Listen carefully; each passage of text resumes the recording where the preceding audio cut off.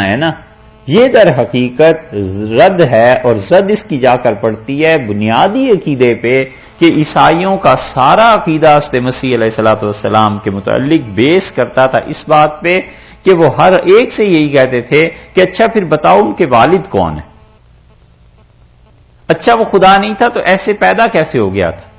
اس کا اختیار کوئی نہیں تھا تو پھر یہ سب کچھ کیا ہو گیا تھا؟ اللہ نے فرمایا وہ مخلوق تھے، اور اللہ جیسے چاہے پیدا کرے۔ عام دنیا میں پیدائش کے تم جتنے طریقے دیکھتے ہو ان سب میں مادے سے آگے وجود پیدا ہوتا ہے، کوئی نہ کوئی چیز ہوتی ہے اس سے وجود بن جاتا ہے، اور اس میں بھی ایک تم دیکھتے ہو یہ چیز، اور ایک اللہ کا حکم بھی تو ہونا چاہیے۔ اللہ کی مرضی اور ارادے سے زندگی تخلیق میں آتی ہے، اور اللہ کا ارادہ اور اللہ کی مرضی نہ ہو کوئی چیز نہیں پیدا ہو سکتی۔ بس بالکل ٹھیک اسی طرح حضرت مسیح علیہ الصلوۃ والسلام، ان میں کسی چیز نے کام نہیں کیا، اکیلے اللہ کے ارادے نے کام کیا ہے۔ اللہ جیسے چاہے ارادہ فرما لے، یخلق ما یشاء۔ ان کی جو پیدائش تھی وہ تو عادت تھی، وہ تو تخلیق جو ہوئی تھی وہ خرق عادت ایک چیز تھی، اسے عام انسانوں پہ قیاس نہ کرو۔ وہ تو ہم نے اپنی قدرت کا اظہار کیا تھا کہ ہم بغیر کسی مادے کے بھی ایک بچے کی پیدائش ہو سکتی ہے، ہم نے یہ کیا ہے۔ واللہ علی کل شیء قدیر، اور اللہ تعالی یقیناً ہر چیز پر قدرت رکھتا ہے، ہر چیز خدا کے قبضے میں ہے، اس کے قبضہ قدرت سے کوئی چیز باہر نہیں نکلی۔ اس لیے جس بنیاد پر تم اسے خدا کی خدائی میں شریک کرتے ہو وہ بنیادی غلط ہے۔ وہ یہ کہ پیدا کیسے ہوئے، تو اللہ نے پیدا کیا۔ اللہ تعالیٰ کے لیے ممکن ہے یا نہیں، بات اس پہ کرو۔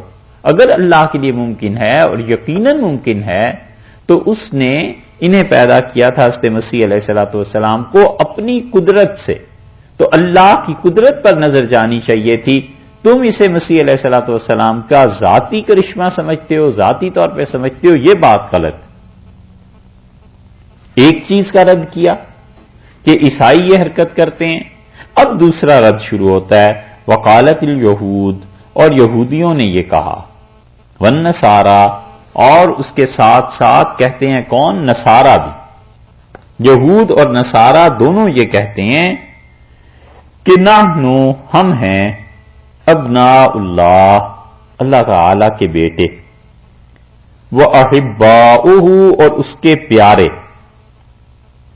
ہم اللہ کے بیٹے ہیں اور اس کے پیارے ہیں۔ یہ ہے چیز۔ واو جو آیا ہے نا ابناء اللہ کے بعد، اس واو کا عطف ابنا پر ہی پڑتا ہے، اور احباؤہ کا مطلب یہ ہے، یہ اس کی مزید تشریح اور تفسیر کے لیے آیا ہے کہ ہم اللہ کے بیٹے ہیں اور اس کے چہیتے ہیں۔ بیٹے چونکہ چہیتے ہوا کرتے ہیں، اس لیے ہم خدا کے چہیتے ہیں، خدا کے بڑے ہی پیارے ہیں ہم۔ حقیقی اگر بیٹا ہو تو اس کے لیے استعمال ہوتا ہے عربوں میں لفظ ولد کا، بیٹے کا، ولد۔ یہاں پر ولد نہیں فرمایا، ابن فرمایا، اور ان کا دعویٰ بھی یہی تھا۔ یہودی اور عیسائی یہ تھوڑا ہی کوئی کہتا تھا ان میں سے کہ میرا نسب کوئی خدا سے ملتا ہے جا کے، علیہ باللہ، وہ بھی اسی بات کے قائل تھے کہ ہم اللہ کے چہیتے ہیں، جس طرح سے بیٹا پیارا ہوا کرتا ہے اس طرح سے ہیں۔ یہ جو احباؤہ آیا ہے نا، یہ اس ابنا کی تشریح کے لیے آیا ہے کہ ہم اللہ تعالیٰ کے کیا ہیں؟ بیٹے، یعنی اس کا مطلب یہ ہے کہ ہم اس کے بہت پیارے ہیں۔ یہ ہے چیز۔ اور تین نسبتیں بہت جگہ عرب کرتے ہیں، اب کی، والد ہونے کی، ابو فلاں، فلاں کے والد، اور ابو والا کے معنی میں بھی، ابو بکر،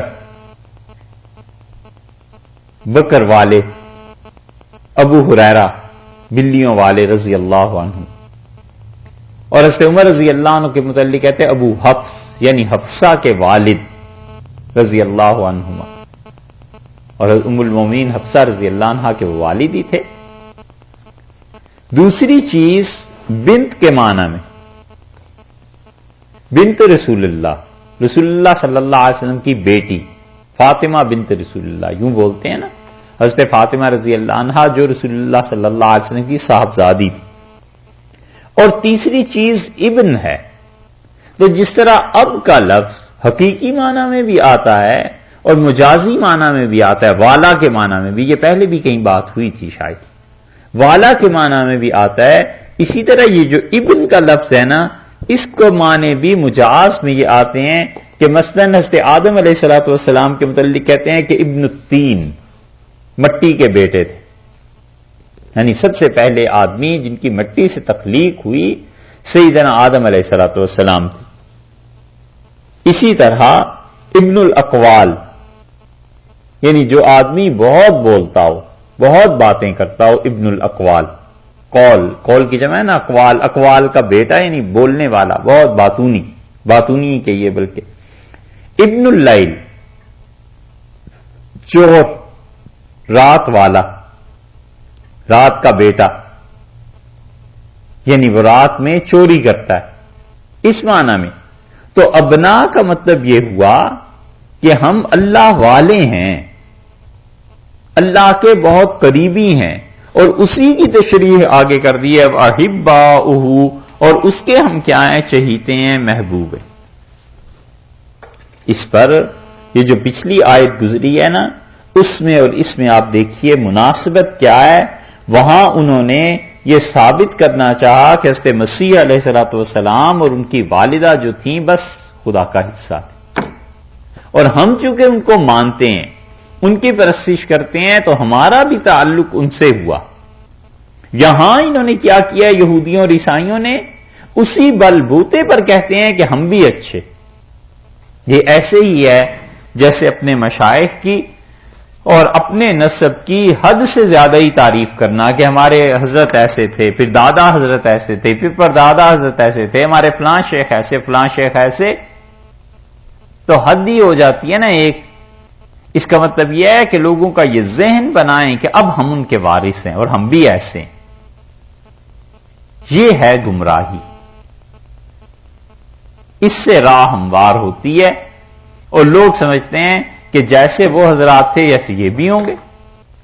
इसी तरह गुनाह की राह भी हमवार करते हैं कि हजरत के साथ यूं हुआ था, फलां हजरत के साथ यूं हो गया था, और फलां बुजुर्ग जो थे ऐसे मौकों पे लोग उसे गुनाह समझ रहे थे जाहिर में, लेकिन देखो हकीकत में नेकी थी।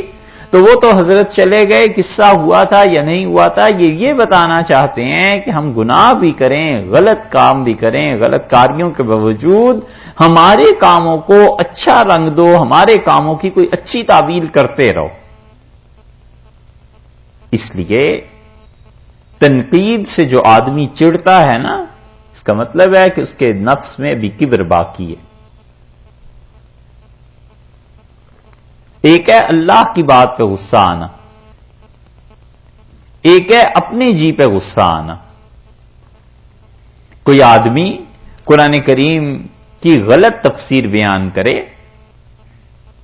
इस पे गुस्सा आता है, ठीक है आना चाहिए, क्योंकि वो अल्लाह के दीन को बिगाड़ रहा है, कुरान पाक को बिगाड़ रहा है। एक ये है कि कोई कहे हुजूर जो आपने तफसीर बयान किया ये गलत है, इस पे गुस्सा आना जो है ना, ये दलील है इसकी कि अपना नफ्स इसमें शामिल है, वगरना इस पे गुस्सा नहीं आना चाहिए था, गौर करना चाहिए था सही तरीका शराफत का कि जो कह रहे हैं ये सही कह रहे हैं, गलत कह रहे हैं। अगर सही हैं तो अपनी तस्हीह कर लेनी चाहिए थी, गलत कह रहे हैं तो उन्हें बता देना चाहिए था कि ये मेरे दलाइल हैं। उसके बावजूद अगर वो नहीं मानते तो कोई जबर थोड़ा ही है, कोई गुनाह थोड़ा ही है उसके लिए, जब तक के दलाइल वाज़ेह ना हो जाए। ये चीज है जिसका खुदा ने यहां रद्द किया कि ये यहूदी और ईसाई, पहले तो सैयदना मसीह अलैहिस्सलातु वस्सलाम, उनकी वालिदा, ये ईसाई, और फिर होते होते अपने पे आ गए कि हम ऐसे अच्छे और हम ऐसे अच्छे, हमारा भी अल्लाह से यही ताल्लुक है। और किब्र कभी कभी तवाज़ो के रंग में आया करता है, और जो किब्र तवाज़ो के रंग में आता है ना, اس کا علاج مشائخ کہتے ہیں بڑا دشوار ہے. کبر جب تواضع کے رنگ میں آتا ہے تو پھر اس کا علاج بڑا مشکل ہوتا ہے. کبر تواضع کے رنگ میں ایسے آتا ہے کہ جیسے گمراہ لوگ اب بھی مل جائیں گے اپنے مشائخ کی گدیوں اور ان کے سجادوں کے قبضہ نشین، اور بیان کرتا ہے کہ ہمارے حضرت ایسے تھے، ہمارا سلسلہ کیا کہنے، یہ بخشا ہوا ہے، یہ قبرستان ہے، اس کے متعلق فلاں حضرت کو یہ ہوئی تھی کہ یہاں جو بھی دفن ہو جائے گا یہ سارے بخشے ہوئے ہیں. اور جو جاہل مرید ہوتے ہیں ان میں سے کوئی کہتا ہے کہ حضرت آپ بھی تو ماشاءاللہ انہی کے وارث ہیں نا، تو وہ کہتا ہے نہیں نہیں ہم گناہگار، ہم کہاں اس قابل. اور دل اندر سے کہتا ہے کہ ہو تم واقعی اس قابل، اور تم تو اپنے شیخ سے بھی بڑھے ہوئے ہو، اور سارے سلسلے کی زیب و زینت بس تم ہی ہو، یہ سجادے اور یہ بندگیاں یہ ساری تمہارے ہی دم سے قائم ہیں. یہ جو اندر کہتا ہے نا، اس کا مطلب یہ ہے کہ جو زبان سے کہہ رہا ہے عاجزی کا، تواضع کا، خاکساری کا اور انکساری کا اظہار کر رہا ہے، یہ اس کبر کے باوجود اظہار ہے. یہ ہے کبر جو تواضع کے رنگ میں آتا ہے. اور جب کبر تواضع کے رنگ میں آئے نا، پھر اس کا علاج اور دشوار ہو جاتا ہے. اس کی ایک اور آسان مثال سمجھو. کسی آدمی پہ اللہ تعالیٰ نے فضل فرمایا، اس نے اچھی گاڑی لے لی. کوئی کہتا ہے صاحب ماشاءاللہ بہت اچھی گاڑی ہے، آپ کے لیے بڑی سوٹیبل تھی. وہ حقیقت میں اس کا دل بھی کہتا ہے اور زبان سے بھی کہتا ہے میرے لیے کہاں سے سوٹیبل تھی یار، شکر ہے اللہ کا اس نے دے دی، اللہ کا انعام ہے، اللہ کی مہربانی ہے، بس اور کیا ہے. اور ایک ہے جو زبان سے کہتا ہے کہ بھائی میرے کیا اوقات ہے، اللہ کا شکر ہے، اللہ کا احسان ہے، اور دل اندر سے کہتا ہے کہ یہ تو چھوٹی سی گاڑی ہے، تمہیں تو لینڈ کروزر کے قابل تھے، تم تو بڑی گاڑی کے قابل تھے. یہ کبر ہے جو تواضع کے رنگ میں آیا ہے. بس اس کا علاج ہے دشوار. سمجھے؟ یہ ہے چیز جو آ جاتی ہے کہ انہوں نے پہلے حضرت مسیح علیہ الصلوۃ والسلام کے متعلق کہا، جب وہ سیڑھی جم گئی اس پہ خود چڑھ بیٹھے. انہوں نے کہا نحن ابناء اللہ واحباؤہ، ہم اللہ کے بڑے چہیتے، خدا کے بڑے مقرب ہیں، لہذا جیسے تم حضرت کی عزت کرتے تھے اس سے بھی زیادہ ہماری اب عزت کیا کرو، جنت کا سرٹیفکیٹ یہ چیزیں ہم سے لیا کرو. قل، اللہ نے فرمایا آپ ان سے کہیے، فلما، سو کیوں، یعذبکم، اللہ تمہیں عذاب دیتا ہے، بذنوبکم، تمہارے گناہوں کی پاداش میں. اگر تم اتنے ہی اچھے ہو تو اللہ تعالی تمہیں عذاب کیوں دیتا ہے؟ خدا کے ساتھ ان چیزوں کا تعلق اور یہ دعوے، یہ سب غلط چیزیں. کبھی آدمی دعویٰ نہ کرے اور ڈرتا رہے صاحب، اللہ سے ڈرتا رہے. معصیت سے نسبت سلب ہو جاتی ہے اور ایک پل نہیں لگتا اور ایسے دل کی حالت بدل جاتی ہے. اور بڑی دور ہے رات، پوری شب بھر تو دور ہے. نسبت جب سلب ہوتی ہے تو ایک سیکنڈ نہیں لگتا ایمان ہوتا ہے اور دوسرے سیکنڈ میں ارتداد آ جاتا ہے. صبح و شام جتنا فاصلہ بھی بہت لمبا ہے، ایک لمحے کا پتہ نہیں چلتا اور انسان کی حالت کچھ سے کچھ ہو جاتی ہے. اسی لیے اس پہ حاشیہ جو شاہ صاحب نے لکھا ہے نا، شاہ عبد القادر صاحب رحمۃ اللہ علیہ نے، دیکھیے حضرت فرماتے ہیں کہ اللہ صاحب کسی جگہ نبیوں کے حق میں ایسی بات فرماتے ہیں تا ان کی امت ان کو بندگی کی حد سے زیادہ نہ چڑھامیں.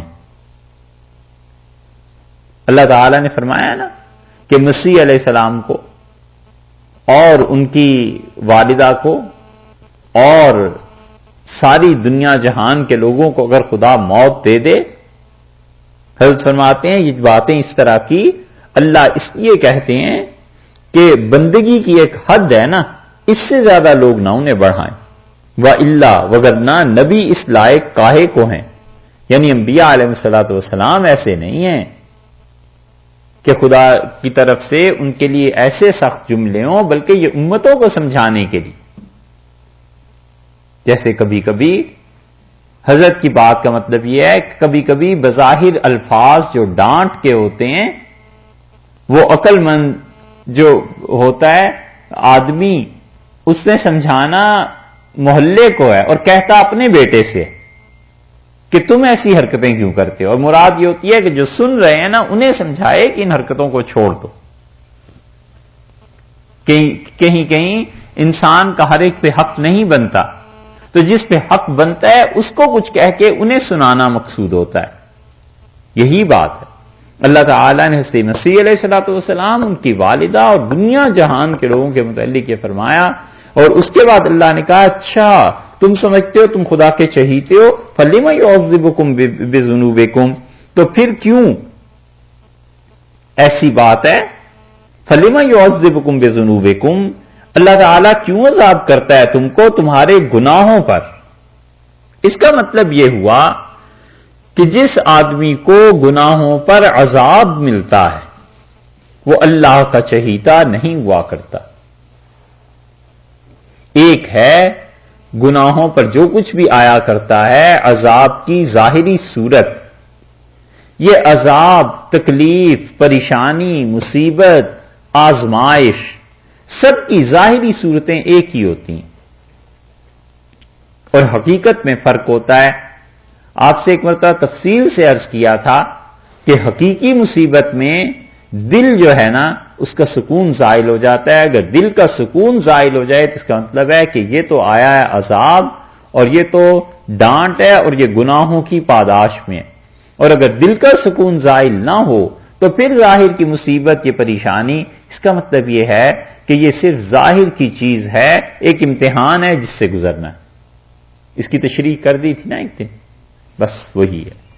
اگر وہ پلٹ کر یہ کہیں کہ تم مسلمانوں پہ بھی تو خدا کا عذاب آتا ہے، تو اس کا جواب یہی ہے کہ واقعی جن پہ عذاب آتا ہے ان کا تو تمہارے والا ہی حال ہے، مگر جن پہ عذاب نہیں آتا اور ظاہر میں تم دیکھتے ہو وہاں دل کا اطمینان، دل کا سکون اپنی جگہ پر قائم رہتا ہے.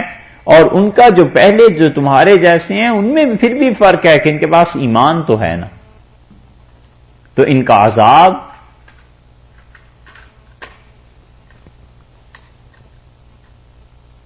جس کے پاس ایمان ہے اس کا عذاب اس کے گناہوں کو کم کر دے گا. یہاں تو سرے سے ایمان ہی نہیں ہے. اس لیے ارشاد فرمایا کہ یعذبکم بذنوبکم، پھر ان سے کہیے کہ اللہ تعالیٰ تمہارے گناہوں کی پاداش میں تمہیں عذاب کیوں دے دیتا ہے، معاف کیوں نہیں فرما دیتے؟ معافی بھی تو ہو جانی چاہیے. اور یہی بات ہے کہ اللہ تعالیٰ معاف بھی کر دیتے ہیں، مگر جتنا قرب خدا کا بڑھتا چلا جائے اتنا گناہوں سے اپنی حفاظت کرنی چاہیے. ولنتم، حقیقت یہ ہے، صحیح بات یہ ہے، بل کوئی نہیں، یہ جو تم کہتے ہو اس کی نفی ہو گئی کہ کچھ نہیں ہے، کوئی ابناء اللہ اور احبا نہیں ہو تم، کچھ نہیں ہے. انتم بشرن، تم بھی ایک انسان ہو، ممن خلق، جس کی پیدائش کی گئی ہے، جو پیدا کیا گیا ہے. جیسے انسان پیدا کیے گئے ہیں تم بھی ویسے ہی پیدا کیے گئے. اس میں صاف رد ہے ان لوگوں کا جو معصیت پر ہوں، گناہ پر ہوں، اور اس کے باوجود وہ کہتے رہیں کہ ہم اللہ کے بڑے قریب ہیں. سمجھے؟ معصیت کے باوجود جو آدمی کہتا ہے نا کہ میری نسبت خدا سے منقطع نہیں ہوتی اور ہماری نسبتیں قائم ہیں، یہ اس آیت کریمہ میں صاف پتہ چلتا ہے کہ اللہ سے اس کی نسبت قائم نہیں رہتی. اور یہ جو نسبت خدا سے قائم ہوا کرتی ہے، بڑے بڑے مشائخ، بڑے بڑے اولیاء اللہ اور بڑے بڑے اللہ والے، معصیت اور گناہ اتنی شدید ہوا ہے کہ یہ جب چلتی ہے تو ان کی مقبولیت اور ان کی نسبت کے چراغ بجھ جاتے ہیں. اس لیے کبھی بھی گناہ میں نہ پڑے. یہ گناہ اتنی خطرناک چیز ہے کہ اللہ کی عبادت کی لذت بھی جاتی رہتی ہے اور آدمی خدا کی نسبت سے محروم ہو جاتا ہے. اللہ جانے کیسی نسبتیں ہوتی ہیں لوگوں کی کہ سارے گناہ بھی جاری ہیں، اس کے باوجود اس بات کا دعویٰ ہے کہ ہماری نسبت خدا سے قائم ہے. یہ استدراج ہے صاحب، یہ نسبت نہیں ہے اللہ سے، یہ خدا نے ڈھیل دے رکھی ہے اور کسی دن گرفت ہو جائے گی. اور کتنے ہی ایسے جو اپنے مشائخ سے بیعت ہوتے ہیں اور پھر ان کے ساتھ لڑائی جھگڑا جوتم پیزار یہ ساری چیزیں جاری ہیں، یہ بھی ہیں اور اس کے ساتھ ساتھ پھر اللہ سے تعلق اور وہ نسبتیں بھی قائم ہیں. یہ کون سا تصوف ہے بھئی، اور یہ کون سی شیخ اور مرید کا تعلق ہے؟ شیخ تحمل بھی کرے تو مرید سے نسبت سلب ہو جاتی ہے، اور کبھی کبھی اس کا ظہور بڑے عرصے کے بعد ہوتا ہے. اس لیے یہ اللہ کے معاملے میں لاپرواہیاں اور خدا کے ساتھ تعلق کے باوجود معصیتیں اور گناہ یہ کوئی چھوٹی سی چیزیں نہیں ہیں، یہ بہت بڑی چیزیں ہیں. اور کبھی کبھی آدمی کی نسبت ایک لمحے میں غائب ہو جاتی ہے اور وہ یہی سمجھتا رہتا ہے کہ میں تو خدا کے مقبولوں میں سے ہوں. اللہ نے فرمایا ہے بل انتم بشر ممن خلق، تم تو محض بشر ہو، انسان ہو جسے خدا نے پیدا کیا. اپنے آپ کو دائرے میں رکھو، جس طرح اور اللہ کی مخلوق ہے تم بھی اسی طرح کی مخلوق ہو. کیوں یہ دعویٰ کرتے ہو کہ ابناء اللہ و احبہ؟ یہ دعویٰ جو ہے نا یہ ہے مصیبت. کبھی دعویٰ نہ کرے. اتنا یقین ہو جائے اپنے نیک اور اچھا ہونے کا جتنا سورج کا یقین چڑھنے کا ہوتا ہے، اور جیسے اب رات کی تاریکی کا یقین ہے، تو بھی چپ رہے، زبان سے نہ بولے. ہمیشہ یاد رکھیے اس بات کو، آزمائش جو ہے نا یہ زبان کے ساتھ لپٹی بھی. بس جو بولا اس کی آزمائش شروع ہو جائے گی. بولے ہی نہ، چپ رہے. اول تو اللہ کا واقعی بندہ ہو تو اسے یقین ہی کیوں ہو کہ میں اتنا اچھا ہو گیا ہوں، ڈرتا رہے خدا سے. اور اگر فرض کر لو شواہد آثار سارے اس بات کے ہو جائیں اور دنیا میں بیٹھ کے جنت میں اپنے خیمے دیکھنے لگے اور فرشتے آ کے بھی مسافر کرنے لگے نا، ان سب چیزوں پر کبھی نظر نہ رکھے. نظر اس پہ رہے کہ موت کس حالت میں آئے گی، اور کبھی بھی یہ ساری چیزیں چھن سکتی ہیں، اور موت اگر کفر پہ ہو گئی تو پھر کیا ہوگا. یہ چیز دیکھتا رہے اور سوچتا رہے. اور جہاں دعویٰ کیا پکڑا گیا، جہاں بات کی بس اس کو آزمائیں گے کہ تم نے یہ دعویٰ کیا تھا لہذا اب آزمائش میں آ جاتا ہے. ایک بزرگ تھے اور تابعین میں سے تھے، اللہ کی محبت کا ایسا غلبہ تھا کہ انہوں نے کہہ دیا پروردگار میں تیرا دوست ہوں اور اللہ مجھے تجھ سے محبت ہے اور جیسے چاہے میرا امتحان لے لے. محدثین کہتے ہیں کہ کچھ دن کے بعد پیشاب کی تکلیف شروع ہو گئی اور پیشاب بند ہو گیا. 2 دن 3 دن پیشاب بند رہا تو چیخنے لگے اور حکیموں کے پاس کس کس کے پاس گئے اور کہا میرا علاج کرو. اور 3 دن رات نہ سونا نہ کچھ. آخر جھپکی سی آئی تو تھے تو اللہ کے واقعی اچھے بندے، بڑا مقام تھا ان کا. تو دیکھا جھپکی میں ایک فرشتے نے کہا کہ یہ جو تم نے کہا تھا نا کہ اللہ کے دوست اور اللہ جیسے چاہے امتحان لے لے، یہ امتحان ہوا ہے تمہارا، بس ہار گئے. انہوں نے کہا مجھے بتاؤ جان کیسے چھٹے؟ اس نے کہا علیک بالمکاتیب، یہ جو مدرسے ہیں ان میں چلے جاؤ اور بچوں سے دعا کراؤ. تو وہ بچوں کے پاس گئے اور جا کے کہنے لگے کہ امک الضال، تمہارا گمراہ چچا، تمہارا بے راہ چچا ایک بات کہہ بیٹھا تھا اور امتحان میں ناکام ہو گیا ہے، دعا کرو کہ اللہ اسے معاف کر دے. اور پھر جا کر کہیں پیشاب کی تکلیف وہ دور ہوئی اور اطمینان ہوا. اس لیے کبھی بھی بات نہ کرے، بولے نہیں جو کچھ بھی ہے. اور ایک بات یہ بھی کہ بادشاہوں کی بات ہر ایک کو بتانے کے قابل بھی نہیں ہوتی. بادشاہوں کی باتیں لوگوں سے کرنے لگے تو سولی پہ چڑھا دیں کہ لو ہمارا باغی ہو گیا ہے، ہم نے اس سے بات کی تھی اور یہ سب کو جا کے سناتا ہے اور پھیلاتا ہے. ایسی چیزوں میں نہ آئے. کئی مرتبہ بزرگوں کے حالات پڑھ کے نا آدمی سوچنے لگتا ہے کہ فلاں بزرگ تھے وہ بھی تو اپنے مریدوں سے ایسے کہہ دیتے تھے، فلاں حضرت تھے اپنے شاگردوں سے ایسے کہہ دیتے تھے، تو ان کا مقام ان کے ساتھ چلا گیا. اپنے آپ کو اپنے مقام پہ سمجھے کہ میں کہاں ہوں. یہ ہے اللہ نے فرمایا بل انتم بشر ممن خلق، تم تو بشر ہو جو پیدا کیے گئے، جو پیدا ہوئے، وہ انسان ہو، اس کی پیدائش ہوئی ہے. یغفر لمن یشاء، بخشے جس کو وہ چاہے، ویعذب من یشاء، اور عذاب کرے جس کو وہ چاہے. اللہ جس کو چاہے معاف کر دے. بندے کا کام یہی ہے صاحب کہ معافی مانگتا رہے.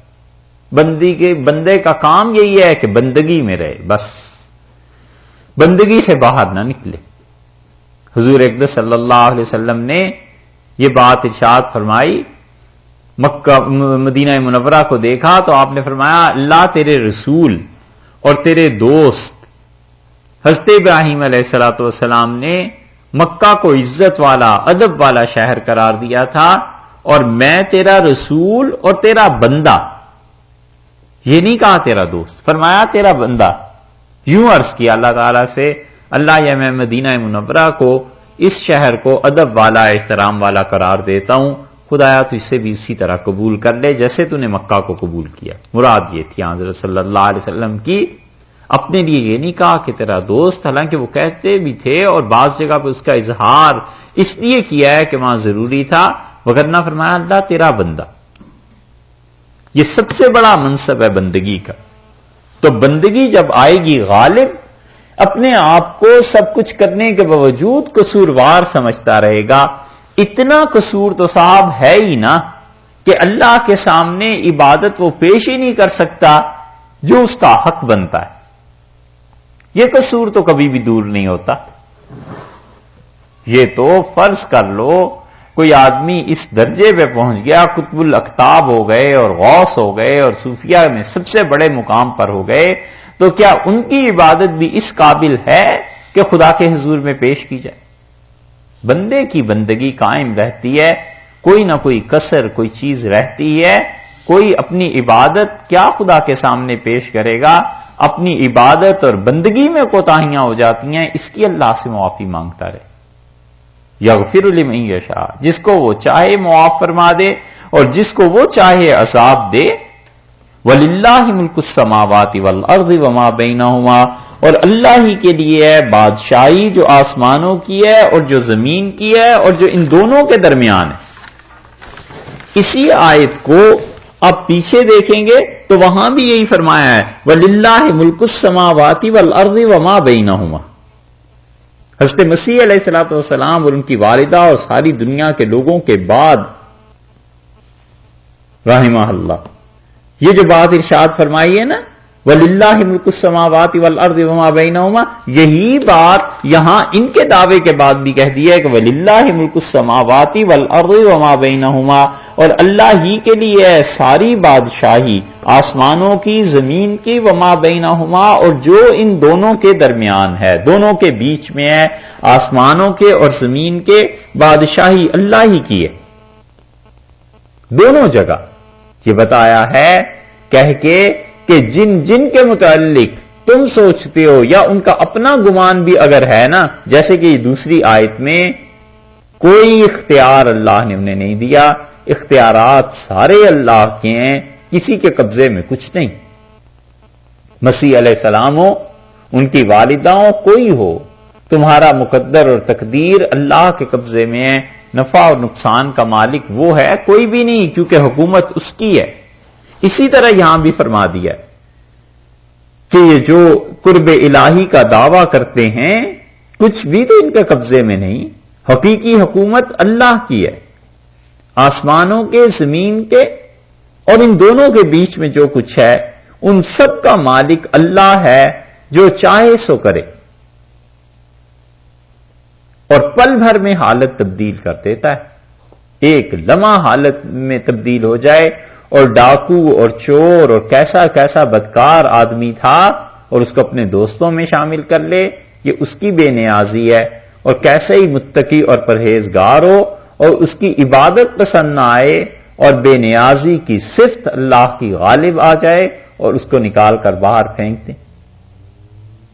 اس لیے ایک تو چیز ہے قاعدے ضابطے میں وہ اللہ ایسے نہیں کرتے، مگر نظر اس پہ بھی رہنی چاہیے کہ بے نیاز بھی ہے، عبادت کرے، قبولیت کی توقع رکھے، دعا مانگے. مستحب ہے کہ یہ سمجھے کہ انشاءاللہ اللہ تعالیٰ اسے قبول کر لیں گے جب وہ چاہیں گے اپنی مرضی اور ارادے سے. گناہ کرے، معافی مانگے، توبہ کی قبولیت کی امید رکھے، مگر اس کے ساتھ ساتھ بے نیازی پہ بھی نظر رہے کہ کوئی پتہ نہیں وہ کس چیز پہ گرفت فرما لے اور کوئی پتہ نہیں کیا چیز معاف کر دے. موت تک یہ حالت رہتی ہے، تب تک ٹھیک ہی رہتا ہے. اس کے بعد موت کے پھر پیچھے پوری دنیا سے جو مرضی کہتی رہے، سارے مل کے کافر قرار دیں اور سارے مل کے اس کی ولایت کے قائل ہو جائیں تو اسے کیا فرق پڑنا ہے؟ اس کا تو تعلق اللہ کے ساتھ. بے نیازی کا مطلب یہ ہے کہ اللہ تعالی کو کسی کی محتاجی نہیں ہے. آدمی یہ سمجھے کہ میں جو بھی گناہ کرتا ہوں اپنا ہی نقصان کر رہا ہوں، اللہ کی ذات کو اس کی کوئی پرواہ نہیں ہے. اللہ کوئی محتاج نہیں کہ میں نے گناہ کیا تو اس کی خدائی میں کوئی کمی آ گئی.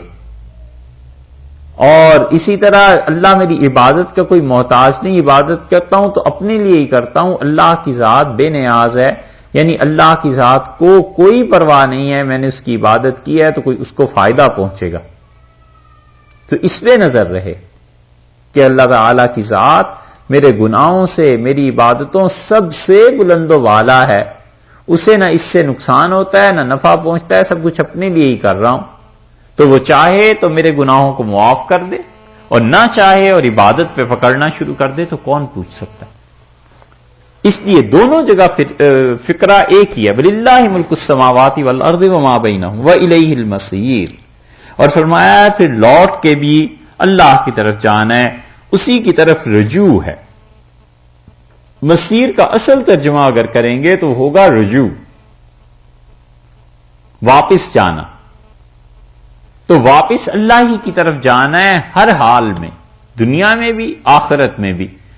تو جب اس کے پاس جانا ہے تو اختیارات تو اس کے ہیں، اس کے سامنے کس کی پیش ہوتی؟ یا اہل الکتاب، اے اہل کتاب، قد جاءکم رسولنا، یہ سارے دعوے تو تمہارے گزر گئے، اب آئے ہیں اے کتاب والو. قد جاءکم رسولنا، تمہارے پاس ہمارے رسول صلی اللہ علیہ وسلم اب آئے ہیں، ان کو ہم نے بھیجا ہے. یہ جو رسولنا کا لفظ ہے اس میں رسول سے مراد حضور اقدس صلی اللہ علیہ وسلم، کہ اب ہمارے پیغمبر، ہمارے رسول علیہ الصلوۃ والسلام یہ تمہارے پاس آئے ہیں. یبین لکم، اور وہ واضح کرتے ہیں تمہارے اوپر، صاف صاف بتاتے ہیں. کیا چیز بتاتے ہیں؟ اللہ کے احکامات، اور واضح کرتے ہیں کس چیز کو؟ شریعت کو. علی فترۃ من الرسل، انبیاء علیہ الصلوۃ والسلام سے بہت بڑے وقفے کے بعد. اس آیت کو دیکھیے تو کہا یہ ہے کہ اے اہل کتاب، قد جاءکم رسولنا، ہمارے رسول صلی اللہ علیہ وسلم تمہارے پاس آئے ہیں، اس میں کوئی شبہ نہیں ہے. یبینو، وہ واضح کرتے ہیں، لکم تمہارے لیے، علی، اس کے بعد کہ فترۃ من الرسل، رسولوں کے بعد بہت بڑا انقطاع جو آ گیا تھا. فترہ، فترہ لغت میں کہتے ہیں سکون کو. فترہ جب کوئی عمل نہ کیا جا رہا ہو تو بہت بڑا وقفہ آ گیا تھا من الرسل، رسولوں سے. تو رسولوں کے بہت بڑے وقفے کے بعد اب یہ رسول صلی اللہ علیہ وسلم آئے ہیں. یہ فطرت کے زمانے میں، یہ فطرت کا زمانہ کون سا ہوا؟ پہلے تو یہ بات ہوئی کہ فطرت سے مراد لغت میں سکون، انقطاع عمل، یعنی بالکل جمود طاری ہو گیا تھا کائنات پہ، اور فطرت واقع ہو گئی تھی، کوئی رسول آ ہی نہیں رہے تھے.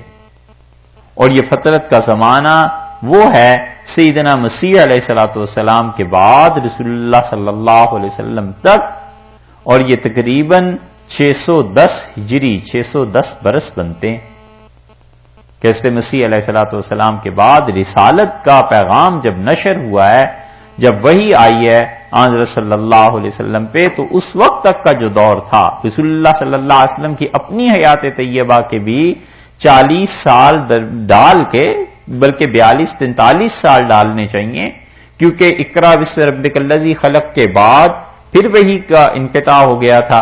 پھر اس کے بعد یا ایھا المدثر جب نازل ہوئی ہے تو پھر رسول اللہ صلی اللہ علیہ وسلم نے لوگوں کو بتانا شروع کیا ہے. تو یہ تقریباً 600 سال کا جو وقفہ پڑ گیا تھا، اللہ نے کہا ہے اتنے بڑے وقفے کے بعد اب رسول اللہ صلی اللہ علیہ وسلم کو ہم نے بھیجا ہے. شاہ عبد القادر صاحب رحمۃ اللہ نے ترجمہ کیا ہے اس کا، اور اب وہ تو اردو رہی نہیں. علی فترۃ من الرسل، توڑا پڑے پیچھے رسولوں کا. رسول جو تھے علیہ الصلوۃ والسلام آیا کرتے تھے، ان کا کیا ہوا؟ علی فترۃ، علی کے معنی تو چلے گئے پیچھے کے، اور فترت کا مطلب یہ ہوا کہ توڑا پڑے. توڑا پڑے یعنی توڑا کسی چیز کا انقطاع، وقفہ، توڑا پڑے پیچھے، یعنی پیچھے اس بات پہ کہ توڑ، بہت بڑا توڑ پڑ گیا تھا، اس کے پیچھے اب آئے ہیں حضور اقدس صلی اللہ علیہ وسلم. اور وہ آئے ہیں کیا ہے؟ پیغام لے کر آئے ہیں. یہ زمانہ فطرت جو تھا یہ 600 سال کا عرصہ تھا، اور حضرت مسیح علیہ الصلوۃ والسلام کے بعد رسول اللہ صلی اللہ علیہ وسلم تک کوئی نبی نہیں آیا. دو اس میں مفسرین نے چیزیں لکھی ہیں. ایک تو خالد بن سنان تھے، ان کا ذکر بعض مفسرین نے کیا ہے کہ وہ رسول اللہ صلی اللہ علیہ وسلم سے پہلے نبی آئے ہیں عربوں میں. لیکن محققین کے نزدیک اول تو خالد بن سنان نام کے نبی کوئی ملتے ہی نہیں، اور اگر ہیں بھی وہ تو وہ حضرت مسیح علیہ الصلوۃ والسلام سے بھی پہلے کے ہیں، درمیان میں نہیں آئے.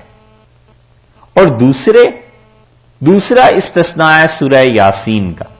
اور سورہ یاسین میں جو آیا ہے نا کہ وہ 2 تھے اور انہوں نے اللہ کی طرف دعوت دی، فَعَزَّزْنَاهُمَا بِثَالِثٍ، اور تیسرے کو پھر ہم نے ان کی تائید کے لیے بھیجا، اور وہ ساری چیزیں یہ وہاں پہ مفسرین کہتے ہیں کہ یہ انبیاء علیہ الصلوۃ والسلام نہیں تھے. اللہ نے رسل کا جو لفظ ان کے لیے کہا ہے وہ لغت کے اعتبار سے ہے کہ وہ پیغام پہنچانے والے تھے.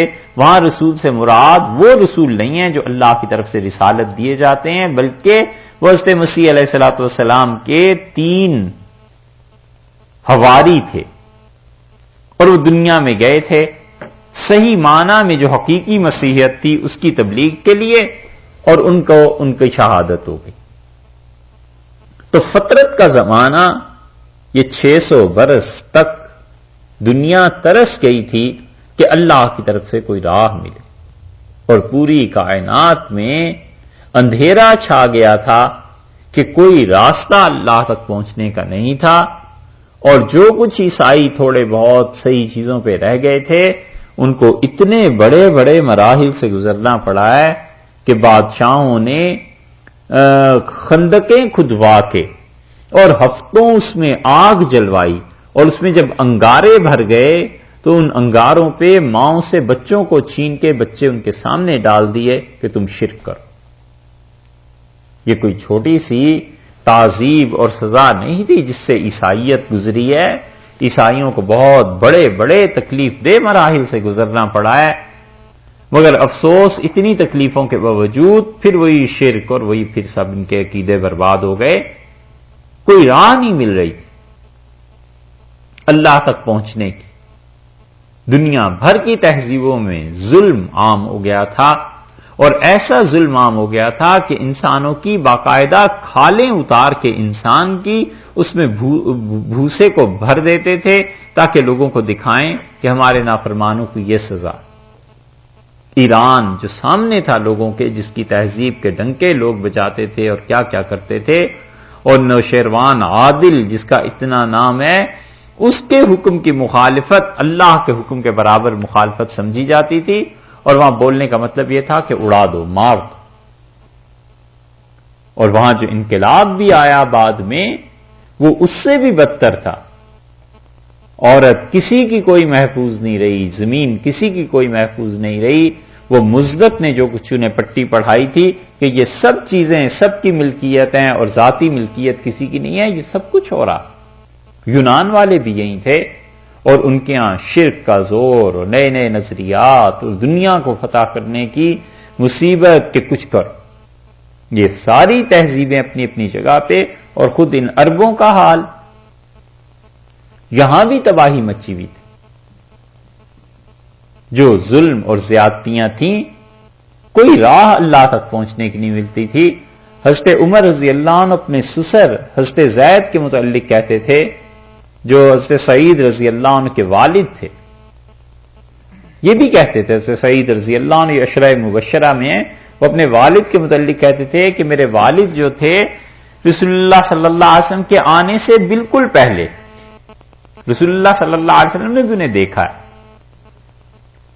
غالباً ایک جگہ آیا ہے اس کا تذکرہ بھی۔ وہ ایسے ہو گئے تھے کہ ان مشرکین سے ہٹ گئے مکہ مکرمہ سے، اور وہ شام گئے، اور شام میں جا کر انہوں نے چاہا کہ اللہ کی راہ مل جائے۔ جب شرک وہاں بھی دیکھا تو پھر وہ مایوس ہو کے واپس آ گئے، اور وہ بیت اللہ میں بیٹھتے تھے، اور چند ایک کام بس وہ کرتے رہتے تھے۔ ایک تو جب ان کے پاس سے لوگ گزرتے تھے بیت اللہ کا طواف کرتے ہوئے برہنہ ننگے، تو وہ روکتے تھے اور کہتے تھے یہ نہ کرو، اللہ کا گھر ہے اور ابراہیم علیہ السلام کا دین یہ نہیں۔ اور دوسری چیز وہ کہتے تھے کہ اللہ اگر تجھ تک پہنچنے کی راہ ملے، اور چاہے پہاڑ سے گر جانا پڑے اور آگ کے سمندر سے گزرنا پڑے، اللہ میں حاضر ہوں، تیرے تک راہ ملے۔ اور یہ کہہ کے وہ اپنے ہاتھ الٹے کر کے ہتھیلیاں آسمان کی طرف وہ رکھ دیتے تھے زمین پہ، اور سجدہ کرتے تھے اور کہتے تھے کہ اللہ میں اس دین پہ قائم ہوں جو ابراہیم علیہ السلام کا دین۔ اور تیسرا کام وہ کرتے تھے، کوئی بھی اپنی بیٹی کو جب دفن کرنا چاہتا تھا تو چلے جاتے تھے، پتہ چلتا تھا تو کہتے تھے تم مجھے دے دو، اس کو دفن نہ کرو۔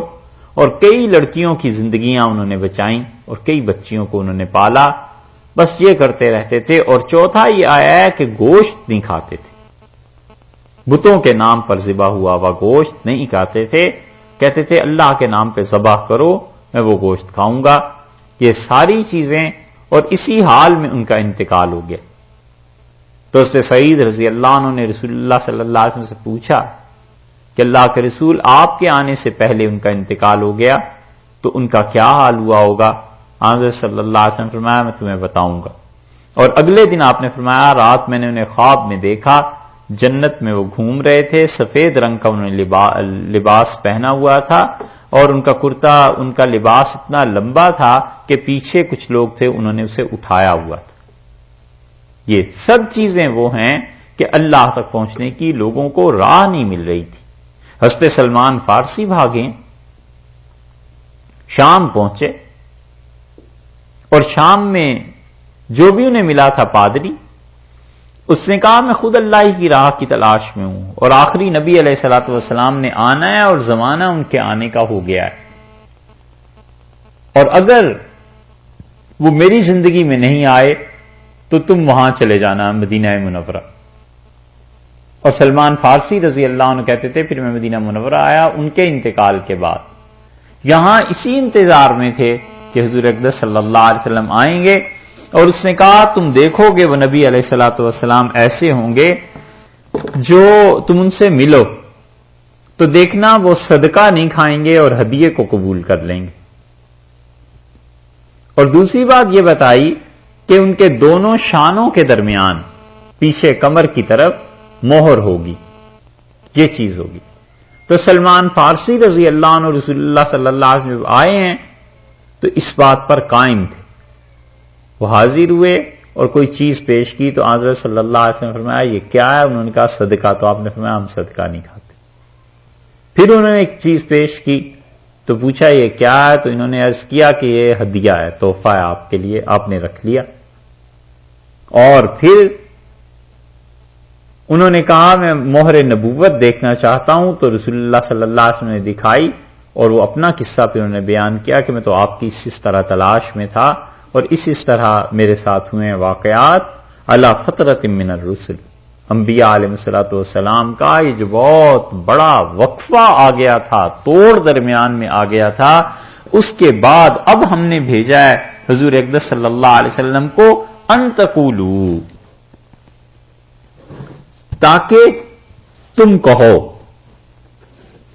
اگر خالصتاً لغت کا ترجمہ کریں تو پھر تو یہی بنے گا کہ ان، تاکہ تقولوا تم کہو ما جاءنا من بشیرن، ہمارے پاس کوئی نہیں آیا بشارت سنانے کے لیے، ولا نذیر اور نہ ڈرانے کے لیے۔ اتنے بڑے وقفے کے بعد رسول اللہ صلی اللہ علیہ وسلم کو اس لیے بھیجا ہے تاکہ تم کہو کہ ہمارے پاس کوئی بشارت سنانے والا اور ڈر سنانے والا آئے ہی نہیں۔ لغت میں ترجمہ بظاہر یوں بنتا ہے، لیکن یہ معانی کفر کے ہیں، بن ہی نہیں سکتے، لغت میں بنے لیکن حقیقت میں نہیں۔ یہ ان جو ہے نا، اس سے پہلے اور اس کے بعد ایک حرف مفسرین لکھتے ہیں، مفسرین کہتے ہیں تاکہ کہیں تم یہ نہ کہو، یہ دلیل نہ لے آؤ، لی اللہ، لام اس سے پہلے اور لا اس ان کے بعد، لی اللہ علی فطرت من الرسل، رسولوں کے علیہ الصلوۃ والسلام اتنے بڑے وقفے کے بعد اب ہم نے بھیجے ہیں ایک رسول تمہارے پاس، یبین لکم، وہ تمہارے لیے واضح کرتے ہیں میری راستے کو، لئلا تقولوا، تاکہ تم کل کو یہ نہ کہو، حجت نہ قائم کرو کہ ما جاءنا من بشیرن، کوئی بشارت سنانے والا ہمارے پاس نہیں آیا، ولا نذیر اور نہ ہی کوئی ڈرانے والا آیا ہے۔ کل کو یہ حجت تم نہ بنا لینا، یہ دلیل نہ بنا لینا۔ اب سمجھے اس آیت کو، یہ ہے اس کا حقیقت میں ترجمہ،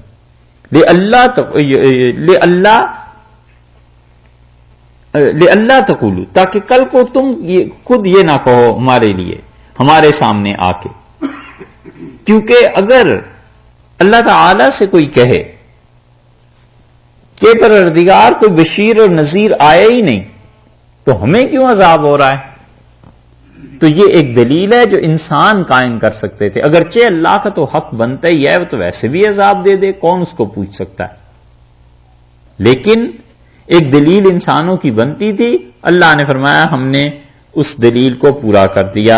اور اس کا اردو میں اگر آپ ترجمہ دیکھیں نا تو خالص ٹھیٹھ اردو میں ایک محاورہ ہے جس سے یہ ترجمہ صحیح بالکل مناسب ہو جائے گا، علی فطرت من الرسل، رسولوں کے علیہ الصلوۃ والسلام اتنے بڑے وقفے کے بعد اب ہم نے رسول اللہ صلی اللہ علیہ وسلم کو بھیجا ہے، ان تقولوا، کبھی تم کہو، کبھی تم کہو، اس کا مطلب ہے کہیں یہ نہ کہو، ٹھیک ہے؟ کہتے ہیں نا یہ کھانا ساتھ رکھ دیا ہے، کبھی تم کہو کہ سفر کا خیال ہی نہیں کیا، یعنی کہیں یہ نہ ہو کہ تم ہمیں الزام دو کہ ہمارے سفر کا خیال نہیں کیا۔ یہی ہے کہ کبھی تم کہو کہ ما جاءنا من بشیر ولا نذیر، نہیں آیا ہمارے پاس کوئی بشیر اور نہ کوئی نذیر، بشارت سنانے والا اور نذیر، ڈر سنانے والا ہمارے پاس کوئی نہیں آیا، کبھی تم یہ ہم سے کہنے لگو فقط جاءکم بشیر و نذیر، سو آ گئے ہیں اب تمہارے پاس خوشی اور ڈر سنانے والے۔ دونوں نام حضور اقدس صلی اللہ علیہ وسلم کے اللہ نے یہ ذکر کر دیے ہیں، بشیر بھی اور نذیر بھی، اور دونوں سے مراد رسول اللہ صلی اللہ علیہ وسلم ہے کہ وہ اللہ کے لیے بشارتیں بھی دیتے ہیں جو اللہ کو ماننے والے ہیں اور اس کے حکم کا اتباع کرنے والے ہیں، اور ڈراتے بھی ہیں جو آدمی بھی اللہ کی اور اس کے رسول صلی اللہ علیہ وسلم کی نافرمانی کرتا ہے۔ واللہ، اور اللہ تعالی علی کل شیء ہر ایک چیز کے اوپر ہر چیز پر قدیر قادر ہے، پوری قدرت رکھتا ہے۔ تو مطلب یہ ہوا کہ حضرت عیسیٰ علیہ الصلوۃ والسلام کے بعد کوئی رسول آئے نہیں تھے، تو تم کہیں افسوس کرتے کہ ہم رسولوں کے وقت میں نہیں ہوئے، کہ تربیت ان سے حاصل کر لیتے، اللہ تک پہنچنے کی کوئی راہ پا لیتے۔ اب مدت کے بعد تم کو رسول اللہ صلی اللہ علیہ وسلم کی صحبت میسر ہوئی، اور جو حقیقتاً اللہ کی طرف سے رسول ہیں اس کو غنیمت جانو، اور اللہ تعالیٰ کو قدرت ہے، آخر پہ کہہ دیا نا ان اللہ علی کل شیء واللہ علی کل شیء قدیر، اللہ کو اس بات پر پوری قدرت حاصل ہے کہ اگر تم اللہ کی بات کو قبول نہیں کرو گے تو اللہ تعالیٰ اور ایک جہان، ایک دنیا پیدا کر دے گا، کوئی اور مخلوق لے آئے گا جو سب کے سب اللہ کی بات کو مانیں گے۔ اور مثال پھر اس کی دے دی کہ دیکھو اس کی مثال ایسے ہی سمجھنا جیسے موسیٰ علیہ الصلوۃ والسلام کی قوم نے ان کے زمانے میں جہاد نہیں کیا تھا، تو اللہ تعالیٰ نے پھر کیا کر دیا، اللہ نے ان کی قوم کو محروم کر دیا، اور اس کے بعد جو نسل آئی ہے پھر اس نے اگلے ملکوں کو فتح کر لیا۔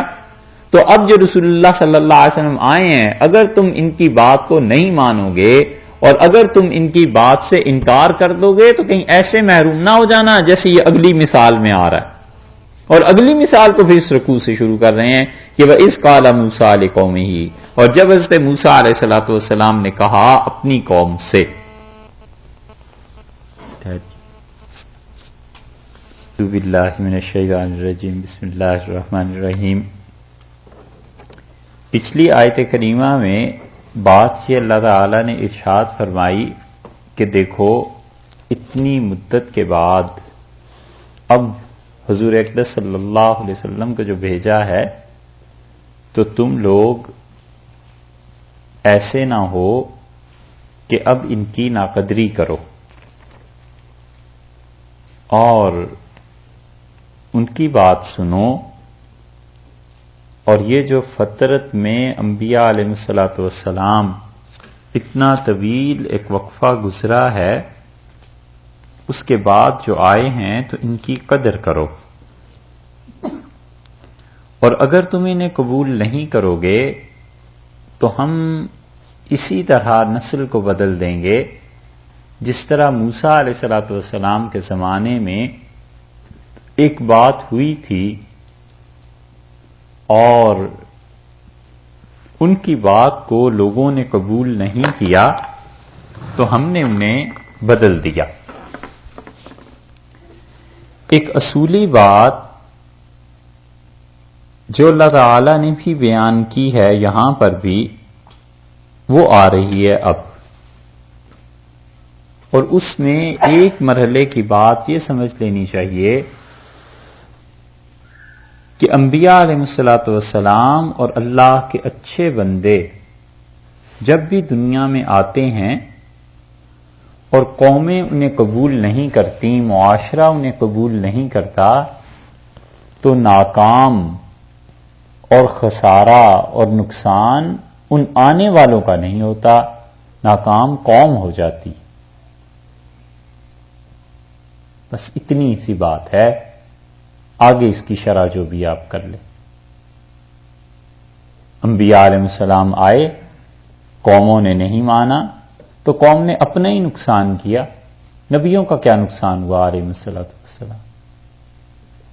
مسلمانوں میں اللہ نے اچھے اچھے لیڈرز پیدا کیے اور قوموں نے ان سے فائدہ نہیں اٹھایا تو ان کا کیا بگڑا؟ جو علم، جو تقویٰ، جو صلاحیتیں ان میں تھیں وہ سب کی سب برقرار رہیں۔ قوم نے فائدہ نہیں اٹھایا تو قوم خراب ہوئی نا، قوم نے خسارہ اپنا کیا، قوم نے اپنے اندھے پن کا ثبوت دیا، ان پر تو کوئی فرق نہیں پڑا۔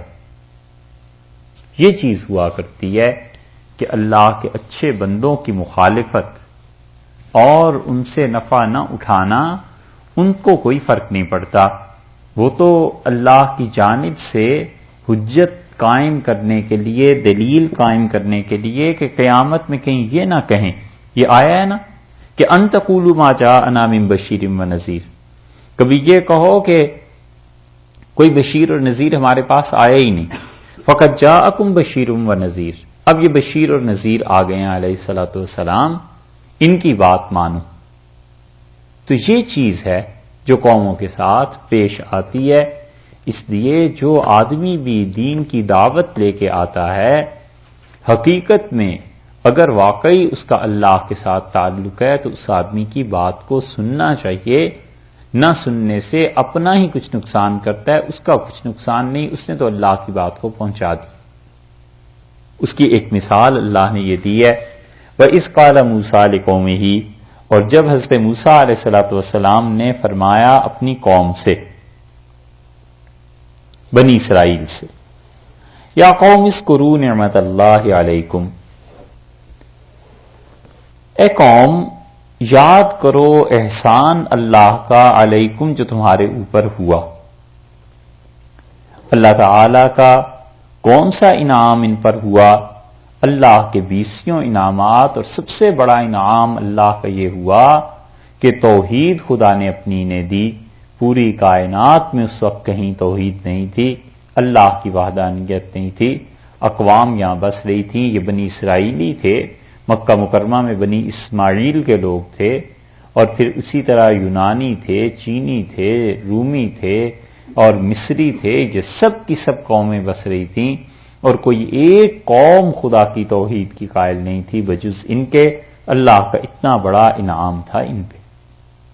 یہ خدا کی توحید انسان کے عقیدے میں ہی نہیں، انسان کی عملی زندگی میں بھی اثر ڈالتی ہے، اور عملی زندگی میں آدمی آزاد ہوتا ہے، حریت ہوتی ہے، جرت پیدا ہوتی ہے خدا کی توحید سے، جسے کہتے ہیں ڈیئر سٹیپس، بڑے بڑے کام، بڑے بڑے قدم اٹھانا، یہ آدمی اللہ کے بھروسے پہ کر سکتا ہے، اور اگر اللہ کے ساتھ تعلق نہ ہو تو پھر آدمی نہیں کر سکتا۔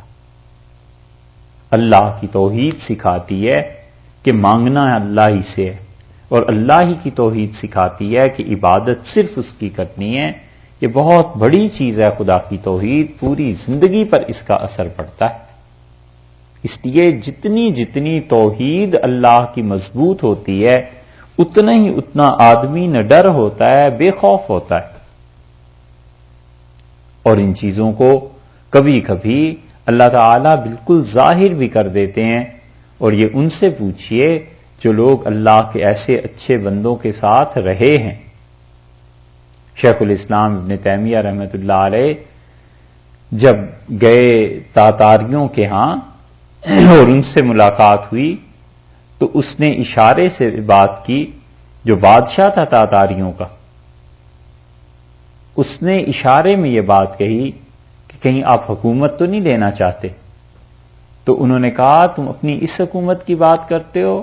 اللہ کی قسم زمین پوری کی حکومت اور تاتاریوں کی ساری سلطنت لا یساوی فی السن، میری نگاہ میں ایک پائی کے برابر نہیں۔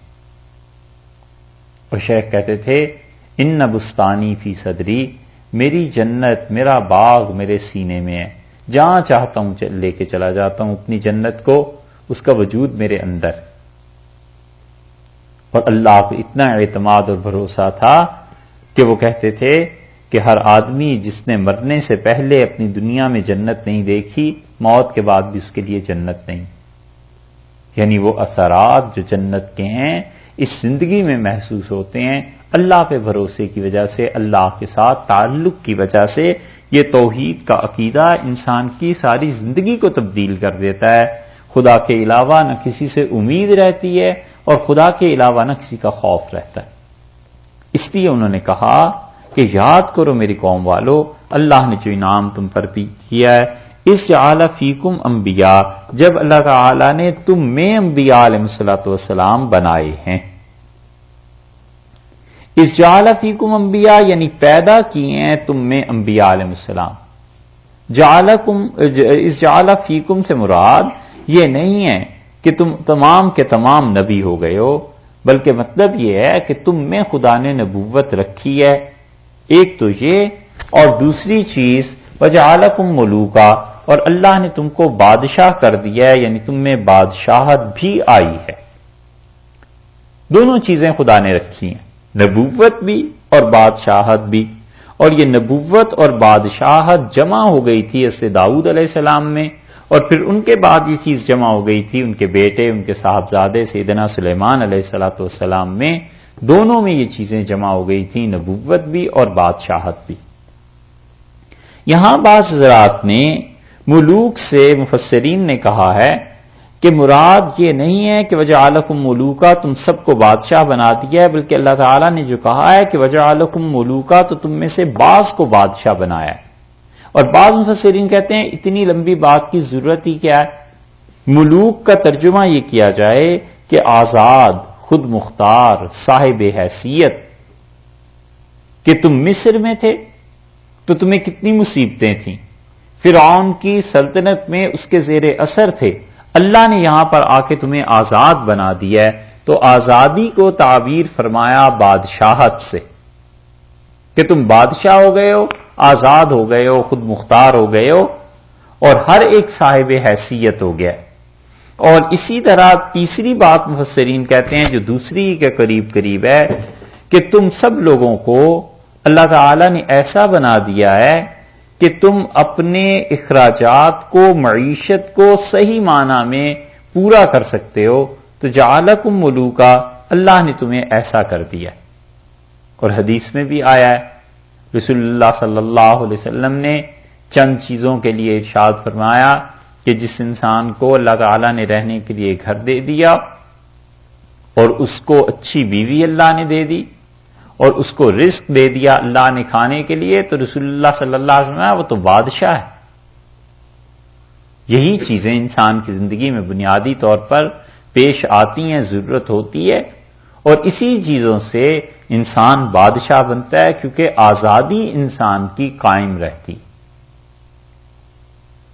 اور یہی چیز جب قوموں کی سطح پر آ جاتی ہے تو اس وقت ایک اور چیز کی ضرورت پیش آتی ہے. قومیں جب آسودہ حال ہو جاتی ہیں، جب انہوں نے اپنے ملک قرضوں پہ نہیں چلانے ہوتے، اور جب ان کی معیشت استوار ہوتی ہے، اور جب دنیا میں غلبہ، طاقت، عروج انہیں ملتا ہے، تو اس قوم کو ایک نظریہ چاہیے ہوتا ہے. وہ نظریے کے ساتھ اپنی قوم کو زندہ رکھتے ہیں لوگ، اور وہ نظریہ چلتا ہے. روس جو اتنی بڑی امپائر بن گیا تو تمام تر سہولتیں اس میں تھیں، پیسہ تھا نا، اور آزاد تجارت تھی، معیشت تھی، جیسے بھی وہ چلاتے تھے، مساوات تھی اپنی پبلک کو. اس کے ساتھ ساتھ ایک نظریہ انہوں نے دے دیا کمیونزم کا کہ اس پہ ہم جئیں اور مریں. اب جب وہ ٹوٹ گیا تو اس کے مقابلے میں دوسرا نظریہ یہ تھا سرمایہ داری کا، اور پوری دنیا سرمایہ دارانہ نظام کو دیکھ ہی رہی ہے، اور جو اس کی آفتیں ہیں وہ بھی دیکھ رہی ہیں. اور اب دنیا کو یہ چاہیے چیز کہ ان کے پاس کوئی نظریہ ہو. یہ ویکیوم ہو گیا ہے بہت بڑا، اور قومیں اس کی تلاش میں ہیں. جو لوگ بھی پڑھتے ہیں یہ سوچتے ہیں کہ اب ہمارے پاس نظریہ کیا ہے، دین کیا ہے، زندگی کیسے گزارنی ہے. اور وہ جو کچھ بھی ملے پڑھتے ہیں اسے.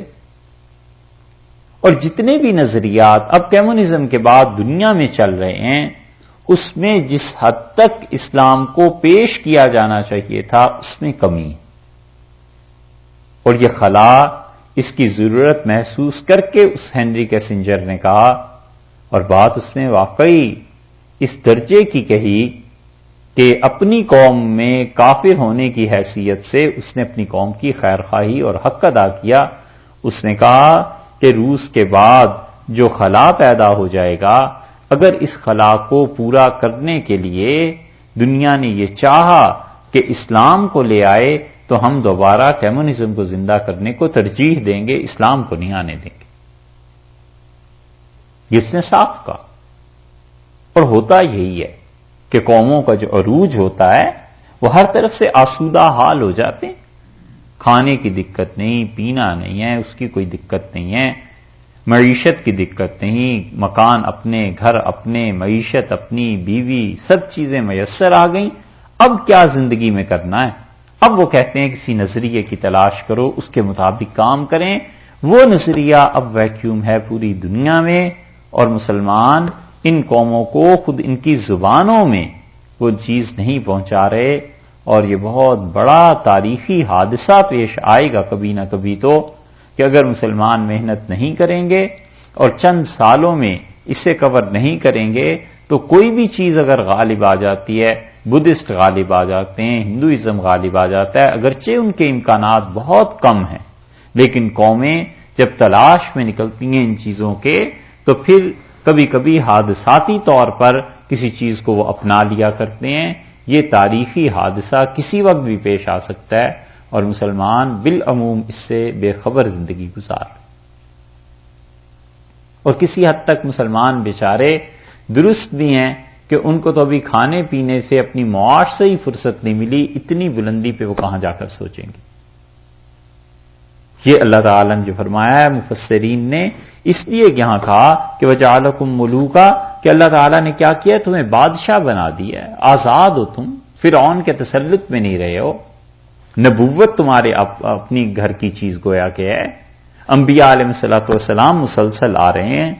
حضرت موسیٰ علیہ السلام نے کہا اللہ نے ہر طرح سے تم پر مہربانی کی ہے، وآتاکم، اور تمہیں وہ دیا ہے ما لم یؤت احدا من العالمین، جو کچھ کے لم یوتے نہیں دیا گیا، احدن کسی کو نہیں دیا گیا، من العالمین جہان میں سے، پوری دنیا میں اللہ نے کسی کو وہ چیز نہیں دی جو تمہیں دی ہے۔ یہ ہے خدا کی توحید، کہ پوری دنیا میں اللہ کی نگاہ پڑی ہے تو ان پر پڑی ہے، اور خدا نے اپنی توحید سے انہیں نوازا ہے۔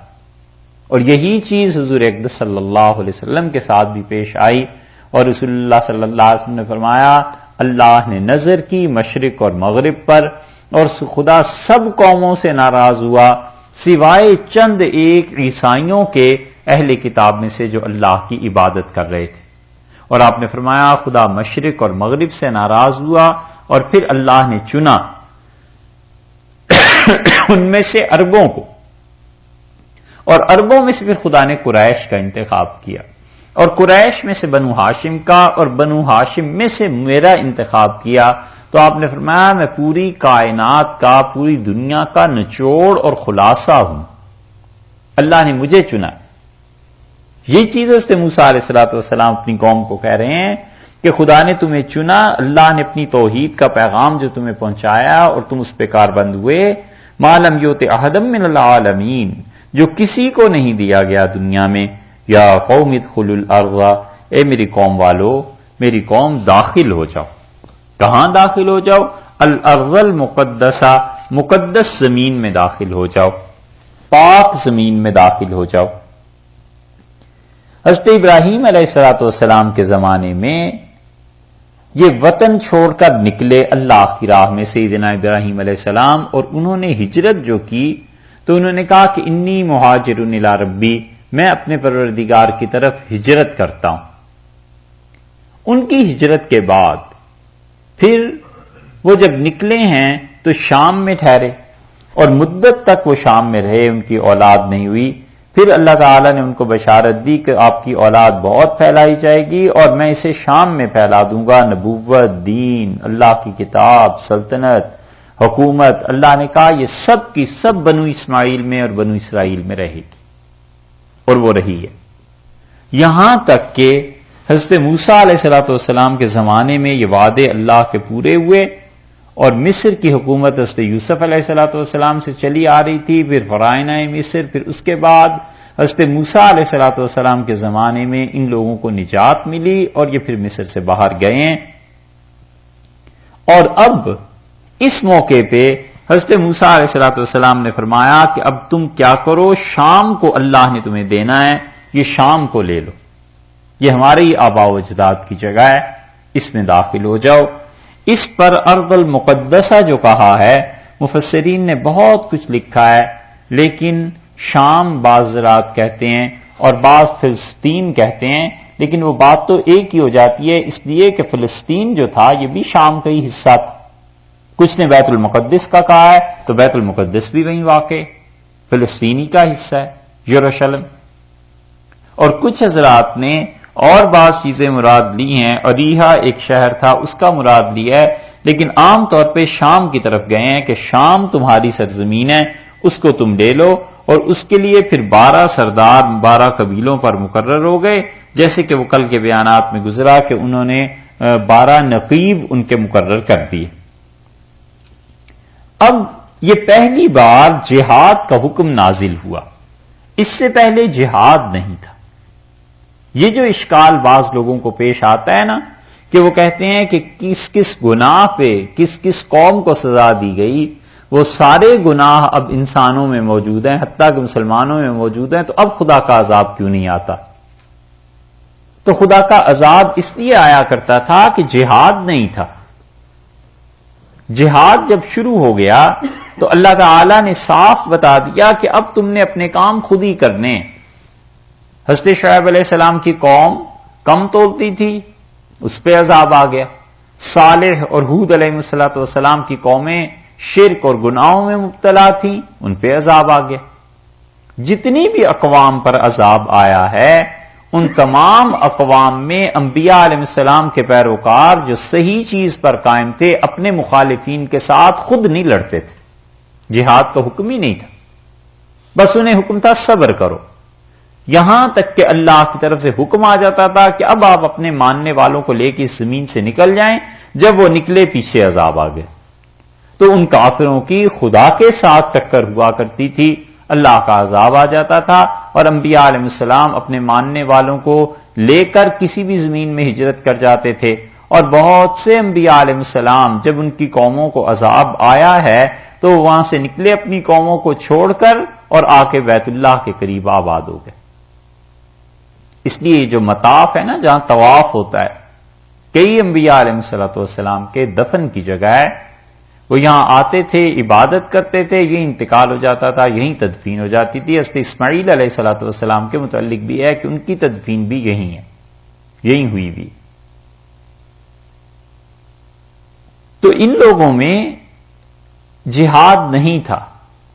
جب اس مقام پر پہنچی ہے انسانیت حضرت موسیٰ علیہ السلام کے دور میں، تو اب یہ سمجھیے کہ یہ انسانیت جو بچہ تھی پہلے اب بڑا ہو گیا تھا۔ یہ بچہ اللہ تعالی نے حکم دیا کہ آئندہ سے تم کافروں کے ساتھ خود لڑو گے، انسان انسانوں کا علاج کر لیں، جو ہمارا عذاب آیا کرتا تھا اب نہیں آئے گا۔ اور اس وجہ سے پھر اللہ تعالی کا عذاب اس کے بعد کسی قوم پر نہیں آیا۔ ہاں اکا دکا چیزیں واقعات کہیں ملتے ہیں تو وہ تو اس امت میں بھی پیش آئیں گے قرب قیامت میں، باقی مجموعی اعتبار سے اللہ کا عذاب اٹھ گیا اور جہاد کا حکم آ گیا کہ اب تم آپس میں ایک دوسرے سے خود ہی لڑو اور تم ایک دوسرے کے ساتھ خود ہی پوری کر لو۔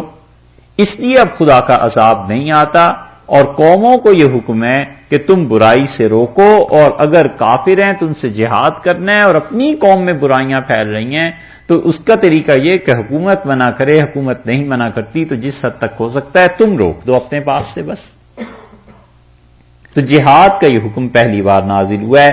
ابن کثیر رحمت اللہ علیہ نے اپنی تفسیر میں بعض چیزیں اس کے متعلق اس مقام پر لکھی ہیں۔ حضرت موسیٰ علیہ السلام نے کہا کہ چلو بیت المقدس یا شام یا فلسطین ان علاقوں کو لے لو، التی کتب اللہ لکم، جو چیزیں اللہ نے تمہارے لیے لکھ دی ہے اس زمین کو تم لو۔ کتب اللہ لکم، اللہ نے تمہارے لیے لکھ دی ہے یعنی مقدر ہے تمہارا، اب وہ زمین تمہیں مل کے رہے گی، تم ضرور غالب آ جاؤ گے، اس پہ قبضہ کر لو گے۔ لیکن یہ مشروط کس چیز کے ساتھ ہے؟ مشروط اس کے ساتھ ہے کہ ایمان اور عمل صالح اور جد و جہد یہ چیزیں رہنی چاہیے، یہ چیزیں ہونی چاہیے تم میں۔ اوپر اللہ کے انعام کو یاد دلایا، پھر انہیں کہا کہ اس پاک زمین میں داخل ہو جاؤ، اللہ نے اس کا وعدہ کیا وَلَا تَرْتَدُّوا عَلَىٰ أَدْبَارِكُمْ، اور پیچھے کی طرف مت بھاگنا، الٹے نہ پھر جانا، ایسے نہ ہو کہ لڑائی میں منہ چھپا لو اور بھاگنا شروع ہو۔ یہ دلیل ہے اس کی کہ یہ وعدہ مشروط تھا ایمان، نیکی کے کام، اور اس کے ساتھ ساتھ اپنی ہمت، استقامت، یہ ہمت کرنا، میدان جنگ چھوڑ کے نہ بھاگنا. فتنقلبوا خاسرین، وگرنہ کیا ہوگا؟ سو کیا ہوگا؟ تنقلبوا، تم لوٹو گے، خاسرین، خسارہ اٹھاتے ہوئے نقصان میں جا پڑو گے. اور نقصان دونوں جہان کا، آخرت کا تو یہ کہ اللہ کا عذاب، اور دنیا میں یہ کہ حکومت تم سے چھن جائے گی. یہ جو آزادی خدا نے دے دی ہے، یہ آزادی تمہاری ختم ہو جائے گی. یہ دونوں خسارے تمہیں ہو جائیں گے. دیکھو، ایک چیز تم میں یہ رہے کہ اعمال صالحہ، اچھے اعمال، اور دوسرے جم کے رہنا، ہمت کرنا، لا ترتدوا علی ادبارکم، اور اپنے پاؤں کے بل الٹے نہ ہو جانا، میدان جنگ کو چھوڑ نہ دینا. یہ دو کام کرو تو کتب اللہ لکم، اللہ نے یہ زمین تمہارے لیے رکھ دی ہے، لکھ دی ہے، تمہیں مل کے رہے گی.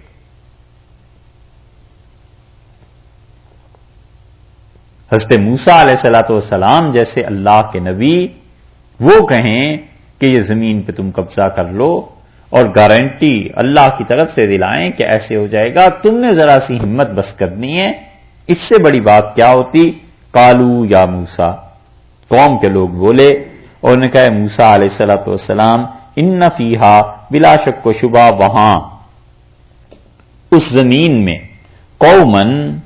قوم ہے،